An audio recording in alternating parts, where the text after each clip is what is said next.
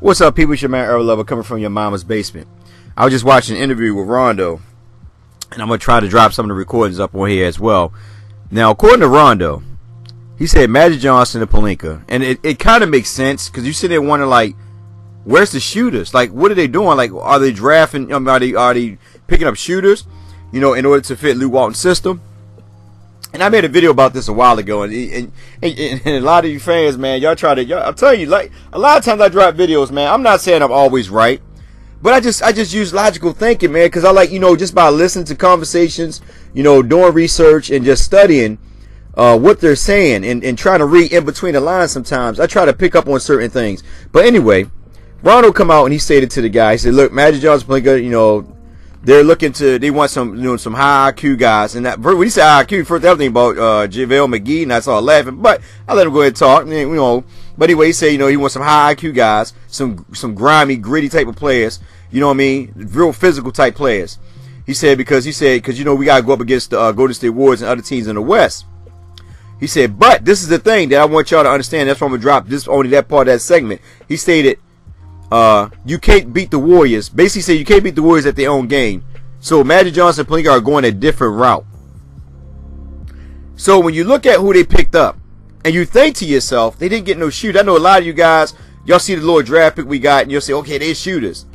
But if you look at what the Lakers got right now, where's the playing time gonna be for all these players? These veterans that they're bringing in, these veterans are going to get playing time. So where's the playing time for all these rookies? These rookies are not going to get the playing time that a lot of fans think they're going to get. You might get one. It depends on who they pick up. You know what I mean? Like, you might get one that might get an opportunity here and there. But in retrospect, I think the Lakers are going more to physical pounding, like, really beating them inside. Because they see that shooting all them threes are not going to beat the Golden State Warriors. And me personally, y'all should already know. I made videos a while ago for those that have been following me. For all the new people, all I can say is check my archives, look at some of my old videos, But anyway, I'm not a big advocate of teams shooting 30, 40 threes a game. You know what I mean? Especially when you're playing against teams like the Golden State Warriors. I've been saying over and over again, the Lakers need to pound the ball inside. Because Draymond Green usually be their finishing center. He's only 6'7". If you get a dominant center, and I'm not saying JaVale McGee is a dominant center, but if you go to the paint more than once, 9 times out of 10, you're going to put this team in foul trouble because they got to guard the paint. And that's why a lot of teams are getting beat by the Warriors, because the Warriors, if teams shooting 30 to 40 threes, then basically 90% of the time, most of these teams are not going to hit those threes. You're not going inside. You're not putting them in foul trouble. You're not hurting their rotation. So Magic Johnson, I think they're going back to the old style where they're just going to beat you up in the inside. What makes sense? I mean, if the shots are open in the perimeter, they're going to take the shots. But they're going a different direction where, to the point, and this is only my opinion, based on what they picked up, they're going to try to get away from all that three-point shots. The three-point, just the three-point shots, period. Taking 30, 40 threes. And it makes sense because if you watch LeBron game in Cleveland, and I still say that if LeBron would actually got his other players involved, they could have won 2 of those games. They had the game 1, and I think it was game, game 3, I believe, or game 3 or 4, one of them. They had them, but, that's what happened. But anyway, if you watch LeBron, nobody really can stop LeBron going to the paint. I told y'all before that this NBA league is made up with a bunch of finesse players. The only very physical person on that team, to me, in Golden State, was JaVale McGee, who's no longer there, Draymond Green, and David West. Everybody else is like a finesse player. You might see some other guys, some young guys, but I'm talking about like the real primary, and I'm going to say Iguodala when he wasn't hurt. But the rest of them are basically just finesse players. I know a lot of people say, well, Klay Thompson got good defense. Yeah, he got good defense, but he's not physical. You can play good defense but not be physical. I'm talking about physical, like Julius Randle type of physical. That's why I was kind of upset that they let Julius Randle go, because it would make more sense for him to bang down low. But they tried to make a deal with him. But I told you, Julius Randle agent, the same agent got Paul George, same agent got D'Angelo Russell. Must have talked some sweet music in his ears, and Julius Randle balked out. Now, me personally, I would change my agent because his agent just kind of hurt him. But anyway, I mean, he do go down to New Orleans. He only signed for 2 years. But if he'd have stayed with the Lakers, it would have been much better for 1 year. Yeah, you probably had to take a little pay cut, whatever. But, it is what it is. You have a chance to get to the final, because he said himself he wanted to go to the playoffs. That's what he said. So you kind of went to New Orleans, who, I don't know, might not make the playoff. I don't know. They probably do. I'm not knocking them. They did pretty good, this year. But anyway, my question to you guys, and I'm going right back to this again. if the Lakers are going to more of a physical type of presence of a basketball game, where does Luke Walton stand at? And I know a lot of guys say, well, he's safe, this and that. I'm just trying to think, because the only coach that he really taught under was Steve Kerr. And, he learned a little bit from Phil Jackson by sitting on the bench. But he really learned under Steve Kerr that, that motion offense, because Luke Walton whole game is about shooting the three. And since LeBron James been there, LeBron hasn't even had a conversation with Luke Walton.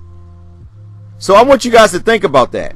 I want y'all to think about that and start to realize, like Stephen A. Smith came out and he said that was just his opinion, and he stated that what if the Lakers go and get Phil Jackson?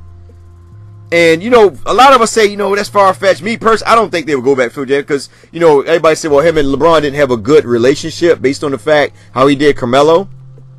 And if the Lakers sign Carmelo, I don't think that Phil will actually come here.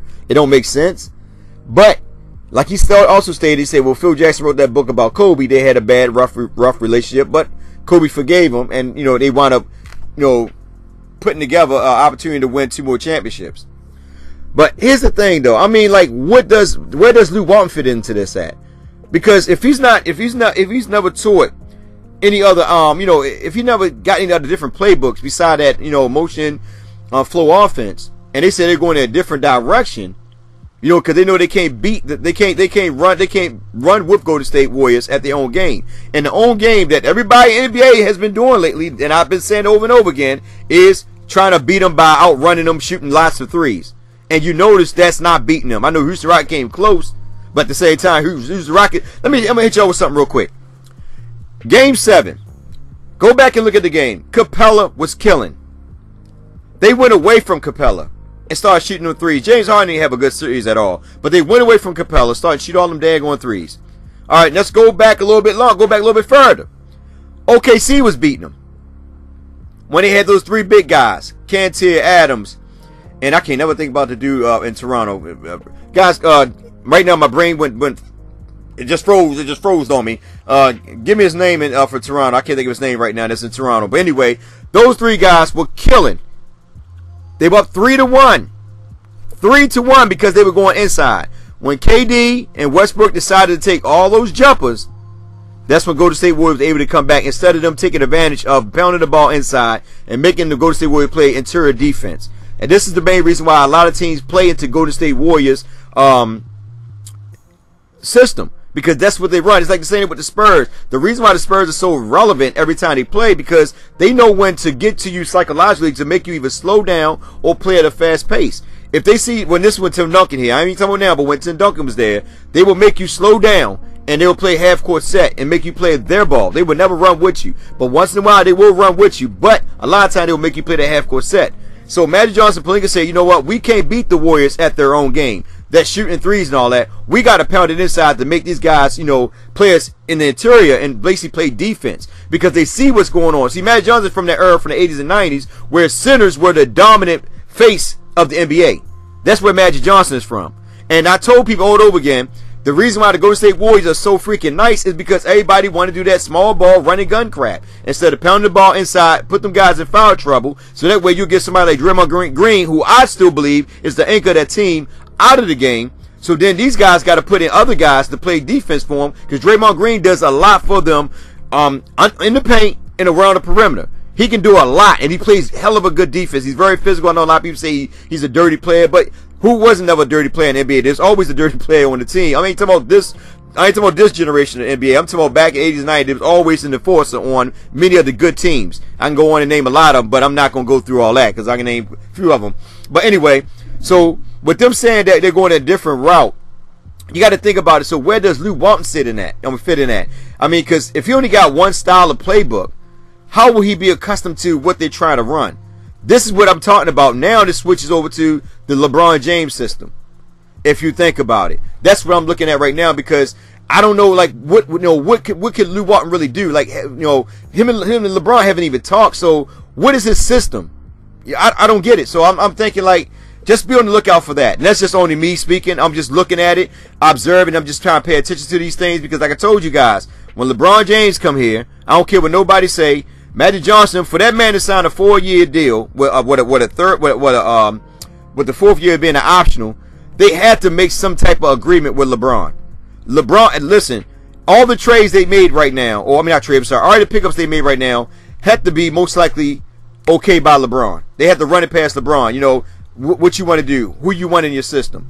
He said he want high IQ players, and then Rondo even stated, Magic Johnson said he wanted high IQ players. They got that from LeBron, because LeBron said he wanted that. So they go get Lance Stevenson, a very physical, grimy type of player, get in your head mentally.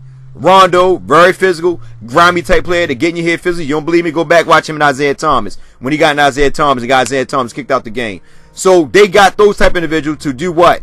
To basically be to be like a pest, or see what, a pest, like a mosquito, just constantly just irritating you, because they figure if they can get into Steph Curry and Klay Thompson's head, and even Kevin Durant, if they can get in these guys' head, they can actually have a chance to win them. They're going to try to beat them psychologically, physically and psychologically. They know they can't run with them, because ain't nobody going to run with them. So the way Magic Johnson and them are going about this, I kind of like it, because you look at Brandon Ingram, if we keep him, Brandon and Kuzma can get to the basket as well, plus they can shoot. Josh Hart can get to the basket as well, plus he can shoot. And a lot of y'all don't like Lonzo, but Lonzo can get to the basket as well. He just can't shoot. But eventually, hopefully, we'll start to see him shoot. But a lot of these guys can actually get to the paint. So we're going to see a different. I think they're going to be doing a lot of just basically running and gunning, but they're going to do a lot of low post games. Mostly games where they're going to be scoring inside in the paint. So that's what I'm looking at. So I'm just sitting right here. I'm gonna actually drop that video, Rondo, in the description section. The description section, because I'm not going to add it on here because the video already long. But I just want you guys to be on the lookout about that, when it comes to Luke Walton. Where does he fit in at? I know a lot of you guys might say, oh, they might get him out here. Some of you say you might keep him. Me personally, I'm like in between the fence. I'm thinking that he can still be used, but he could be like Ty Lue. Because remember, Ty Lue ain't really run them boys. LeBron did. So Luke Walton fit in there. Luke Walton fits in because remember him and Luke Walton played against each other. So Luke Walton fits in because LeBron can basically tell Luke Walton, this is how we doing it. I don't really like that style of game. I don't like the LeBron system. I'm sorry, I just don't like it. I like it better when he was with Miami, because Pat Riley basically told him, like, listen, you got to learn how to play off the ball. And it was not just LeBron bringing the ball up. It was Merrill Chambers, Dwayne Wade, different people bringing the ball up. So it wasn't all just on LeBron. I know a lot of people say, well, in Cleveland, he didn't have nobody to really bring the ball up. That's not true, because Hill is a pretty good point guard. So he had somebody to bring the ball up. He just chose to not believe that these guys were strong enough to actually help him get him to the, in the finals. So he just took over. And it is what it is. Like I said in the day, I think he was just basically trying to see how he could play with a bunch of no-names and see how far he can get with the Golden State Warriors. But in his mind, I think he think even with KD, they still could beat the Golden State Warriors, because in reality, should have went to 6 games. But, a couple bonehead plays here and there, they kind of hurt them. But anyway, it's getting long. I gotta get out of here. Listen, y'all guys take care, have a blessed one, and most of all, please be safe out there. But definitely get in the comment section and tell me what you think about this new, this thing about Luke Walton. Do y'all think that Luke Walton going to be here, or are they going to get rid of him? Or he going to just, cause I think if he be, like I said, that he's just going to be, he's just going to basically follow into LeBron's system. Or, and also about the point about, the players they getting to be grimy. Do y'all even think that the rookies going to get some playing time? I personally don't think they are. Right here and there, but I don't think they're going to be a big part of that rotation, unless depending on what they get as a center. Because if they run small ball, most likely LeBron or Kuzma, somebody gonna play center, because all them guys gotta get on the floor. Most of the veterans, because they didn't sign up just not to get on the floor, or basically just sit on the bench. Anyway, y'all take care and have a blessed one.